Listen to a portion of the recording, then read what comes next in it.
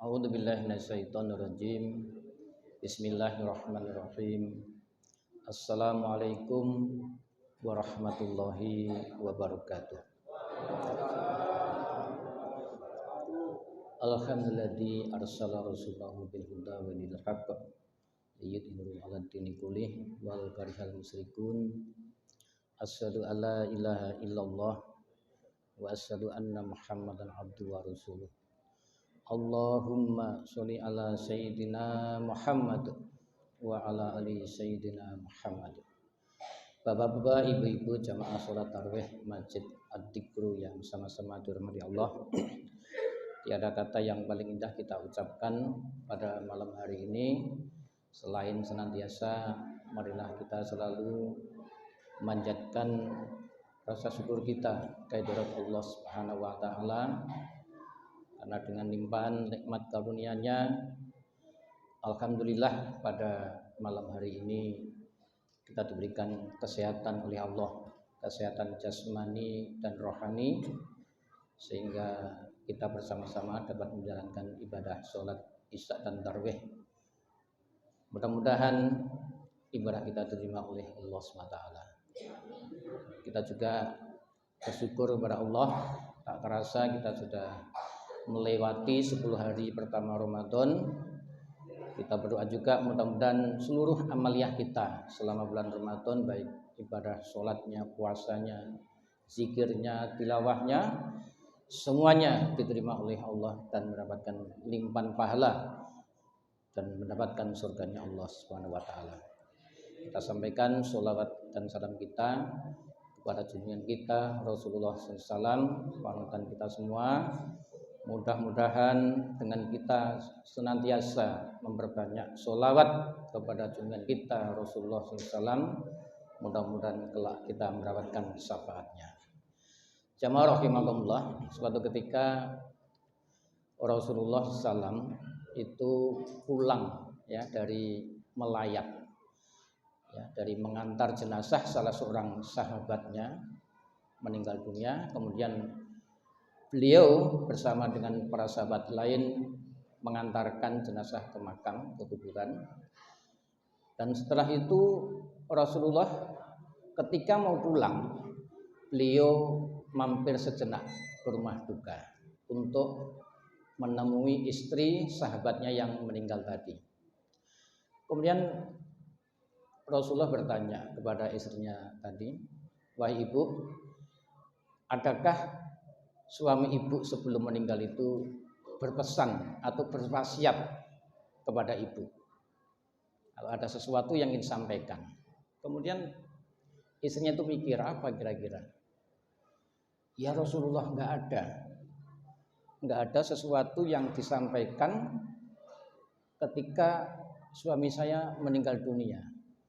Cuma saya heran Rasulullah, ketika suami saya itu mau meninggal dunia, itu suami saya itu bergumam, geremeng nek wong Jawa itu, ngomong sendiri. Jadi ketika suami saya itu mau meninggal, tiba-tiba suami saya itu bilang, seandainya masih jauh, seandainya yang baru, seandainya semuanya. Ini kalimat-kalimat enggak dimengerti oleh istrinya. Kemudian sampaikan kepada Rasulullah, ya Rasulullah, itulah yang diucapkan suami saya menjelang ajal. Ya Rasulullah, saya enggak mengerti maksudnya. Ya Rasulullah, kami mohon barangkali Rasulullah bisa menjelaskan apa kira-kira maksud dari suami saya tadi mengucapkan kalimat-kalimat yang saya tidak mengerti tadi. Kemudian Rasulullah memberikan penjelasan kepada istrinya tadi, wahai ibu, ketika suami ibu itu mengatakan seandainya masih jauh, saat itu ketika menjelang ajal, suami ibu itu ingat dulu ketika masih hidup di dunia, suami ibu itu mau berangkat ke masjid, jalan kaki. Kemudian di tengah jalan, suami ibu itu melihat seorang tua renta jalan tertatih-tatih, jalan tunuk-tunuk. Ya, kelihatan sekali kepayahan orang tua ini. Sangat berat untuk menuju masjid sholat Jumat. Kemudian suami ibu tadi mendatangi Pak tua tadi dan menawarkan, wahai bapak, ayo saya gendong. Ya, kemudian suami ibu tadi menggendong orang tua yang sudah renta tadi, digendong menuju masjid sehingga bisa sholat Jumat bersama-sama. Nah, saat menjelang ajal itu Allah menunjukkan pahala bapak tadi, suami ibu tadi, ketika suami ibu menggendong orang tua ketika sholat Jumatan tadi, dan ternyata pahalanya besar sekali. Nah, ketika suami ibu tadi melihat begitu besarnya pahala menggendong orang yang berangkat Jumatan tadi, suami itu bergumam, seandainya masih jauh. Artinya apa? Padahal jarak antara dia menggendong dengan masjid tadi dekat sekali. Jarak yang begitu dekat saja Allah memberikan pahala begitu besarnya.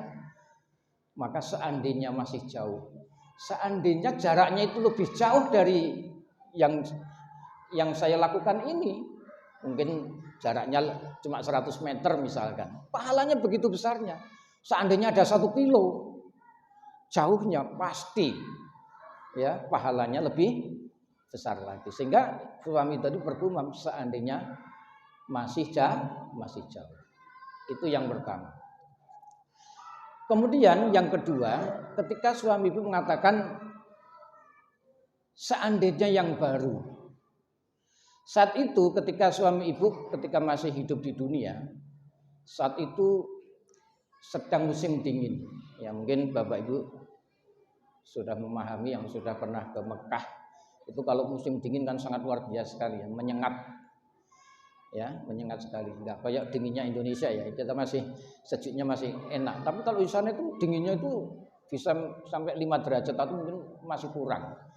Kalau di kita paling ya 15 derajat paling sudah dingin sekali di pegunungan. Tapi kalau di sana itu bisa 5 derajat atau bisa lebih rendah lagi.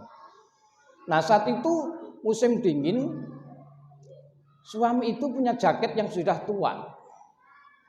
Ya, dia pengen mengganti jaket yang baru. Kemudian suami ibu tadi pergi menuju pasar, membeli jaket yang baru. Kemudian setelah sampai di pasar, ya, kemudian beli jaket yang baru, kemudian dibungkus, dia pulang. Sampai di pinggir jalan, di tepi jalan, dia melihat seorang lelaki tua renta di pinggir jalan kedinginan. Suami ibu tadi enggak tega. Kemudian melepas jaket yang dipakai, ya, jaket yang dipakai berarti jaket yang lama. Diberikan kepada bapak tua tadi dan jaket yang baru dipakai dia sendiri. Nah, ketika suami ibu menjelang ajal tadi, suami ibu ditunjukkan oleh Allah betapa besarnya pahala itu. Pahalanya besar sekali. Kemudian suami ibu tadi bergumam, ya Allah, seandainya yang baru. Artinya apa? Jaket yang lama yang diberikan saja pahalanya begitu besar. Seandainya yang baru yang saya berikan, toh saya bisa beri lagi nanti, ya kan? Pasti pahalanya lebih besar lagi. Jadi pahala jaket yang usang tadi besarnya seperti itu, apalagi jaket yang baru. Kemudian yang terakhir, ketika suami mengatakan seandainya semuanya.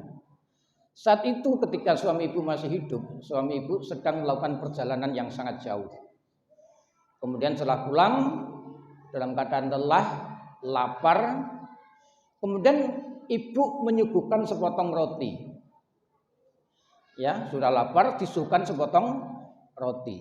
Saat suami ibu hendak memakan roti itu, tiba-tiba ada pengemis datang. Ada orang meminta-minta, wah bapak, saya sudah sehari nggak makan, tolong minta sedekahnya untuk sekedar mengganjal perut yang sudah seharian tidak makan. Walaupun suami ibu tuh keadaan lapar, tapi nggak tega juga makan roti sendirian. Kemudian roti tadi dibelah menjadi 2. Yang separuh dikasihkan kepada orang yang minta-minta tadi, Kemudian yang separuh dimakan dia sendiri.